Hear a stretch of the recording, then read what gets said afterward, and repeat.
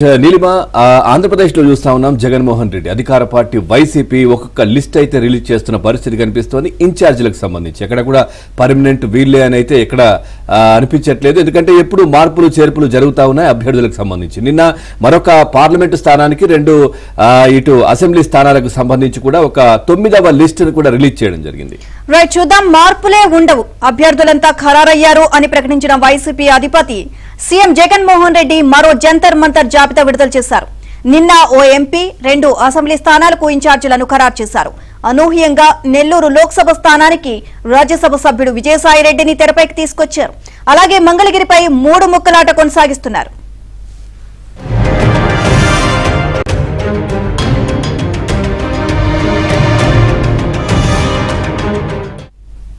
MLA ఆళ్ల రామకృష్ణారెడ్డిని కాదని చేనేత వర్గానికి చెందిన గంజి చిరంజీవిని ఇన్ఛార్జిగా నియమించిన జగన్ నిన్న ఆయన్ను కూడా పక్కన పెట్టేశారు వైసీపీ ఎమ్మెల్సీ మురుగుడు హనుమంతరావు కోడలు మాజీ ఎమ్మెల్యే కాండ్రు కమల కుమార్తె అయిన మురుగుడు లావణ్యను కొత్త ఇన్ఛార్జిగా నియమించారు ఇక ఆంధ్రజ్యోతి ముందే చెప్పినట్లుగా రిటైర్డ్ ఐఏఎస్ అధికారి ఎండి ఇంతియాజ్ ను కర్నూలు అసెంబ్లీ ఇన్ఛార్జిని చేశారు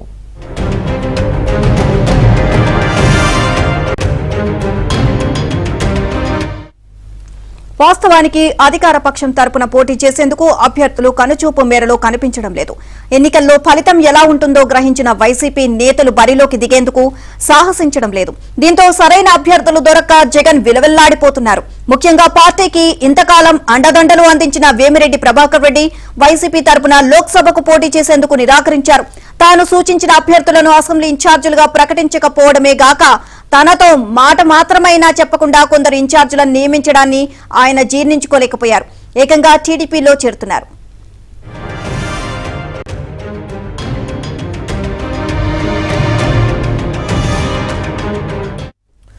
సరైన ప్రత్యామ్నాయం కనబడక చివరకు విజయసాయిరెడ్డిని నెల్లూరు లోక్సభ ఇన్ఛార్జిగా నియమించారు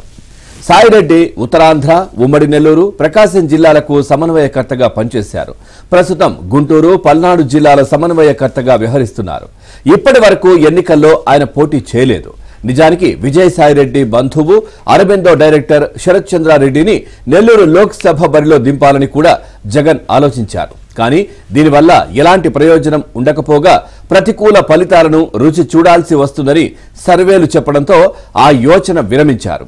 ఇంకోవైపు ఎన్నికల షెడ్యూల్ ముంచుకొస్తుండటంతో చివరకు ఆ జిల్లాకే చెందిన సాయిరెడ్డిని ఇన్ఛార్జిగా ప్రకటించారు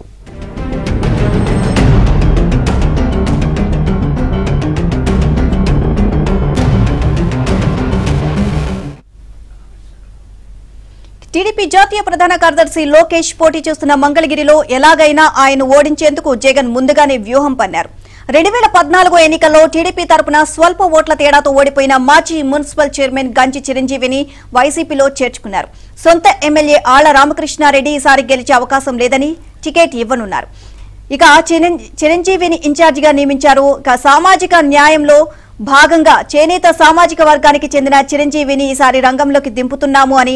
జగన్ ఆర్భాటంగా చెప్పారు కానీ 2014లోనే ఆయన టీడీపీ తరపున పోటీ చేశారన్న విషయాన్ని ఉద్దేశపూర్వకంగా విస్మరించారు ఇక ఇదే విషయానికి సంబంధించి మరింత సమాచారాన్ని మా కరెస్పాండెంట్ సత్య అందిస్తారు సత్య వైసీపీ 9వ జాబితా ఒక పార్లమెంట్ 2 అసెంబ్లీ స్థానాలకు సంబంధించి నిన్న రిలీజ్ చేసిన పరిస్థితి పూర్తిగా జంతర్ మంతర్ అటు ఇటు మార్పులు చేర్పులు ఇవన్నీ ఎక్కడ ఉండవని చెప్పినప్పటికీ కూడా పూర్తిగా అదే కనిపిస్తా ఉంది అప్డేట్స్ ఏంటి పవన్ వైసీపీ తాజాగా విడుదల చేసినటువంటి 9వ జాబితా చూస్తే అంతా సీఎంఏ చాలా గందరగోళంలో ఉన్నారని మనకు అర్థమవుతోంది మొన్న ఏదైతే రాష్ట్ర స్థాయిలో బూత్ కమిటీలతో సంబంధించి ఒక సమావేశాన్ని నిర్వహించారు ఇక మార్పులు చేర్పులు ఉండవు లిస్ట్ దాదాపు ఫైనల్ అయిపోయిందని సీఎం చెప్పిన 2-3 రోజులకే 2 లిస్టులు వచ్చినాయి వీటిలో ప్రధానంగా తీసుకుంటే నెల్లూరు ఎంపీ స్థానానికి వేమిరెడ్డి ప్రభాకర్ రెడ్డి తాను పోటీ చేసేది లేదని తేల్చి చెప్పారు ముఖ్యంగా ఆ ఎంపీ స్థానంలో ఉన్నటువంటి ఎమ్మెల్యే అభ్యర్థులు ఇన్ఛార్జీల నియామకంలో ఆయన పరిగణలోకి తీసుకోకపోవడం ఆయనకు ఆగ్రహం తెప్పించింది ప్రస్తుతం ఆయన తెలుగుదేశం వైపు కూడా చూస్తున్న పరిస్థితి అయితే ఉంది ఇంకోవైపు ఇక ఎవరు దొరకని పరిస్థితుల్లో విజయసాయిరెడ్డి బంధువు అయినటువంటి శరత్ చంద్రారెడ్డిని అక్కడ నియమించాలని భావించారు అయితే అది నెగిటివ్ ఫలితాలు ఇస్తుందని భావించి చివరకు విజయసాయిరెడ్డిని అక్కడ పోటీకి నిలిపిన పరిస్థితి అభ్యర్థులు దొరక్క ఈ పరిస్థితి వచ్చినట్టుగా మనకు స్పష్టంగా అర్థమవుతుంది మరోవైపు మంగళగిరి విషయానికి వస్తే కనుక లోకేష్ ను ముందు నుంచి ఎట్టి పరిస్థితుల్లో ఓడించాలని భావించినటువంటి జగన్మోహన్ రెడ్డి ముందు నుంచి వ్యూహాన్ని పనుకున్నట్టుగా మనకు స్పష్టమవుతుంది. తెలుగుదేశం నుంచి గంజి చిరంజీవులను వైసీపీలోకి తీసుకుని అక్కడ అతనికి సీట్ ఇస్తారని చెప్పడంతో ఆళ్ల రామకృష్ణారెడ్డి వైసీపీకి రాజీనామా చేసి కాంగ్రెస్ గూటికి చేరారు. అయితే తిరిగి కాంగ్రెస్ నుంచి ఆళ్ల రామకృష్ణారెడ్డిని తిరిగి వైసీపీ గూటికి చేర్చారు. అయితే ప్రస్తుతం ఇచ్చినటువంటి ఏదైతే గంజి చిరంజీవులకు ఇన్ఛార్జి బాధ్యతలు అప్పగించారో ఆ బాధ్యతలను ఆయన తప్పించి మురుగుడు హనుమంతరావు కోళ్లైనటువంటి మురుగుడు లావణ్యకు ఇన్ఛార్జి బాధ్యతలు తాజాగా అప్పగించారు. ముఖ్యంగా గంజి చిరంజీవులు లోకేష్ తో పోలిస్తే బలమైన అభ్యర్థి కాదని భావించడం దీనికి ప్రధాన కారణంగా మనకు కనిపిస్తోంది. ఇదే సమయంలో మురుగుడు లావణ్యకు సీటు కేటాయించడం, ఆమె గతంలో ఎమ్మెల్యేగా పనిచేసిన మురుగుడు గతంలో ఎమ్మెల్యేగా పనిచేసినటువంటి కాండ్రు కమల కుమార్తె కూడా కావడం గమనార్హం. అయితే ఆమెకు సీటు కేటాయించడం దీనికి సంబంధించి నిన్న సాయంత్రం మంగళగిరి నేతలందరినీ కూడా పిలిపించి మాట్లాడిన పరిస్థితి అయితే ఉంది. ఒక రకంగా లోకేష్ ని ఏదో విధంగా ఓడించాలని సామధాన భేద దండోపాయాలన్నీ కూడా ప్రయోగిస్తున్న పరిస్థితి అయితే ఉంది. మరోవైపు కర్నూలు అసెంబ్లీ స్థానానికి రిటైర్డ్ ఐఏఎస్ అధికారి ఇంతియాజ్ ను ఇన్ఛార్జ్ గా నియమిస్తూ కూడా నిర్ణయం తీసుకున్నారు. ముందుగానే ఏబిఎన్ ఆంధ్రజ్యోతి ఈ విషయాన్ని ప్రస్తావించింది. ఇంతియాజ్